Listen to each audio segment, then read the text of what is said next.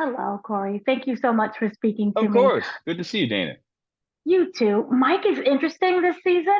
What I want to do though is talk about what we just saw in episode Okay. 6 with All Bye Bye right. Birdie. It seems that he's learning more about himself, including his toxic masculinity, Mm. a little bit. Can we talk about whether or not that education is going to play out within the remaining season? Uh, yes, I think it will play out. I think Mike is in this interesting position where everything that he's kind of built his knowingness on is colliding with what he knows and what he believes versus what he wants. And that want is and also kind of a don't want because what he wants is he wants to be happy. He wants Lena. He wants to feel secure and he wants to be seen as a hero and all of these things. And I think he's starting to have to decide whether the pursuit of those things or the pursuit of creating um, the environment that he believes should exist, is that worth losing everything? It cost him Deputy Liv in season one, and I think he caught himself and had to realize, wow, this is I don't want to be without her. You know what I mean? She is a good investigator, and I think he let his insecurities about, in many ways, her being a better investigator and patience get under his skin a little bit, and it caused him to treat her in all sorts of ways that she didn't deserve. And then she walked out.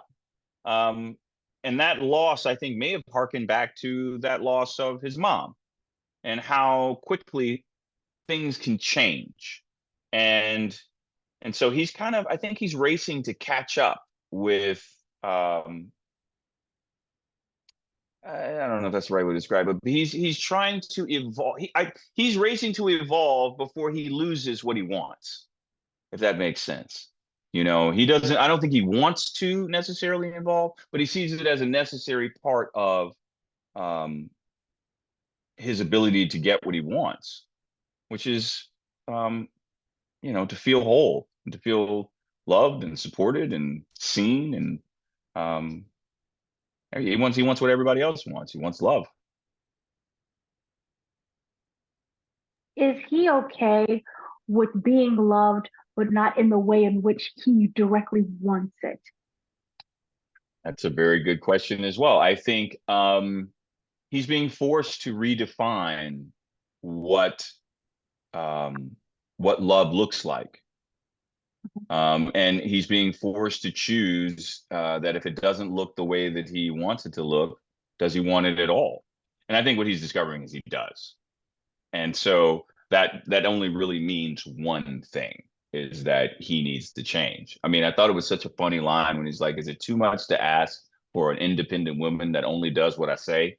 You know what I mean? Which is what that line was in the show. You know what I mean? Which is so contradictory. You know what I mean? But I think that's him. Um, you know, I don't think he gets that a woman being strong and assertive does not make him weak. And I Right. think for him and for a lot of men, quite frankly, um, that sometimes can be intimidating when you're taught that that's supposed to be you. Do you know what I Right. mean? Yes. So I think what has to change is what we learn and our ability to be self-reflective and to get updates, kind of like the computer. You know what I mean? You get Mhm. updates. You're not using the same software. You gotta keep it up to date, and that's what Mike is doing. He's in one of those long circle wheel loading screens right now. That's what he's doing right now, as he has like 600 updates to do. Because he hasn't opened his computer since 1997. You know what I mean? Like I don't know, but that's what's happening. I think for him internally, he's getting updates. So to kind of play off of what the dialogue was in terms of when you was talking about how, you want an independent woman who listens to me, there was a line I was trying to question whether or not that was being direct or arrogant between Mike and Ben, when it was the whole, you would like to see me, I would like to see you in my office. And it was Uh-huh. like, is he arrogant with that? Or was he just being direct? I think there's an interesting dynamic between the mayor and the sheriff. I think the mayor is the one person that the sheriff still thinks he can flex on. And I think the mayor, having been empowered by beating the hell out of two assassins who tried to come into their house, he's now bumping against that as well. Mike has established himself so much as the dominant one between the two of them, that him saying that I'd like to see you in my office. Of course, he didn't go to his office. You know what I mean? Because of the specifics of the language, number one, but him going to his office would have been him, the mayor, telling Mike what to do, which Mike's never gonna go forward with. And what I love about Levi is that, like, I love Levi. I love scene work with Levi. That's my dog, and so, like, I told Chris a couple of times, like, I feel like the mayor and the sheriff can be kind of like Brian and Stewie from Family Guy when they have their little adventures. Like, it's a pair you probably wouldn't have put together, but once you put them together, you're like, oh wow, this is kind of works kind of well. There's just such a sensitive man versus, like, manly man dynamic between the two of them, that I think it works really well together. I think he's learning some stuff from Mike, but Mike would never tell him he's learning anything from him. Never. He would never give him that. If anything, he's always giving him advice. Here's what you got to do. You got to take a woman and you got to order for her, and all of this stuff that has been drilled into Mike. And of course, it doesn't work for Ben, because you're looking at a playbook from like 1730. You know what I mean? Of course it's not the same. So I was wondering, what would Mike think of Harry was going to leave and then unfortunately broke up and now is staying? What would his thoughts be with that? Well, what do you mean? Mike's thoughts about that? Yes, Well, yes, Mike doesn't know. I mean, Mike doesn't know that Harry's an alien or anything like that. right. So I don't know if he knew about Harry actually leaving. I think that's a storyline with Asta Hmm. and Darcy. So I don't know if Mike is aware of Harry's intention to leave with Heather. Yeah, I meant like in general, if he did know, Oh, what what what would would he? he think? I think his Yeah. first thing would be like, "Holy shit, you're an alien! Where did this portal come from? Are you teleporting? You're dating a bird?" I mean, I think it would be him leaving would be the least of his concerns in that particular moment. Um, but I think Mike has always thought something weird about Harry since the beginning. I mean, and Hmm. in the pilot he says, and that's one weird creepy some bitch, right? And then we also see that Mike and Liv are on track, tracking him down with the flannel, and their investigative aspect of it is kind of like hot on his heels. Um, it will be interesting to see where that goes. Wink, wink. So kind of speaking a little bit on Liv, you touched upon it on earlier. What I want to know is, the evolution of the relationship and Mhm. where it stands today. It leaves a lot of promise and a lot of hope. This is good and positive. What I wanted to know is, what does Mike gain from Liv being in her life, and would you say vice versa that she gains from Mike? That's a great question.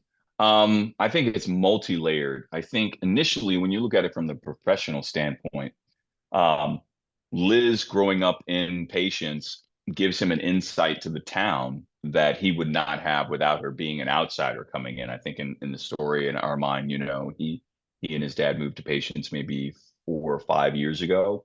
Whereas, Liv has been there her entire life. I think that dynamic fueled some of his insecurities with her, because that insight into the town and the people in many ways gave her an edge in her investigative skills as it pertained to things happening in Patients, which to him was unacceptable. He's the sheriff. He's supposed to be the one that's doing all this stuff. And I think he was really insecure about that, and it caused him to act out and push her away. That scene where she quit with that burger, that was one of the best scenes like we've had, man. Like, it was just such a culmination of so much. I mean, because listen, I'm not immune to how Mike treats Liv. You know what I mean? I sit and I watch season one as as it came on Netflix here recently, and I'm going back and I'm watching. I'm like, oh my god, he was so mean, or you know what I mean? And I think her quitting the way she did, it was a release for the audience. It was just like, yes, finally, you know what I mean? And I was rooting for it too. Finally, tell him off.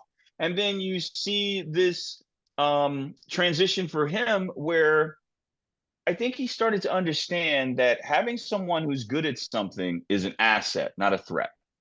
Mhm. And that's hard to realize and maintain when you see yourself as the best of everything. Anybody that infringes upon that belief instantly, gets some side eye, from Mike. Kind of like you see it also happen when the new town doctor comes in, Mhm. and the first thing he does to him again, I'm Sheriff Mike, but everybody calls me Big Black. That's almost like his test. Do you know what I mean? Can I? Mhm. It's almost like the dominate handshake right there. Can I get you to call me what I want you to call me right out of the gate? And the mayor, of course, flinches, and the other doctor's like, "Nice to meet you, Big Black." And he's like, "Finally, somebody who gets it." Like that's just his. He's got this dynamic about him that it's fun to play. I would never want to be like his friend because I mean that's not true. I would be his friend, but it's fun to play. But I wouldn't necessarily want to be that way because um, Mike's still learning. He's a work in progress, and I think that is relatable for people. And I think that dynamic with Liz to come full circle and answer your question, she gives the audience permission to almost forgive Mike. She is the vehicle that allows people to see a side of him that is important in balancing him out. We could never play 3, 4, 5 seasons of what was season one. Right. No one would tolerate that, especially Deputy Liv. You know what I mean? So even though there's still this kind of brother sister dynamic, and even sometimes that still playful banter is there, the respect has changed, and Mike respects Liv, and he needs Liv, and he doesn't see his need of her as a weakness anymore. Right. So with that said, what would season one Mike think of season three Mike? Ooh, good question. I think the first thing he'd ask him is when did he start coloring his hair? Because I noticed in the season one of the show, I had a little gray on the side. What's funny is Mhm. like we put the gray in, and then it was like, let's get the gray out. So, but I think that's a silly answer to that question. But a serious answer to that question, um, I think he would be initially standoffish and kind of like, what's wrong with you? But I think he'd be envious of what season three Mike has. He Mm. would be envious of the way that he's connected with Liv, and he'd be envious of um, the potential of what Mike has with Lena. But I think he would also see him as maybe capitulating a little bit. Um, but I think ultimately Mike's got a good heart. And I think Mhm. that cleans up a lot of his antics in my mind. It's never my goal to go in and just play him as a straight up like asshole. There's got to be something that motivates him being the way that he is, and allowing his insecurities to be his key to his dysfunction. I think humanizes him. Right. There's a lot of pressure in the world today, especially on Black men in Mhm. particular, and it's it's a nice escape for me as an actor to portray someone that's kind of like completely different than anything I've done or different than any characters. I've seen. I see some people make the comparison to Cleavon Little from Blazing Saddles. You know what I mean?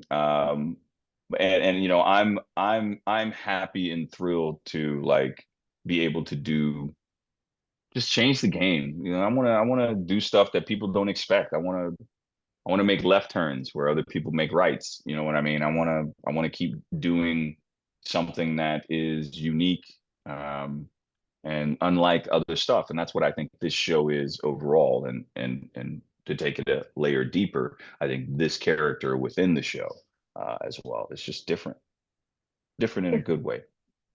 Mike could take away one of those life stressors, what would it be, or who would it be? Oh, ooh. I think he would probably he it would be his father's health. I think that would be at the forefront of where if he had like a one like wish thing, I think he probably would put it there, and then he'd instantly regret not turning himself into Superman Wonderful. with his one wish card. Save my dad's life. He's like, no, no, no, give me superpowers. Oh, but he would have wanted the superpowers because he would have think the superpowers he could use to save his dad's life. So it would have been the both best of both worlds. It wouldn't have been like he wanted to be a Superman and not save his dad. But that's how I would see him doing it. Wonderful. Thank you so much for speaking My to pleasure. me. Love the Of show. course, Dana. Thank you. My pleasure. Be Thank you, well. Lena. Thank you.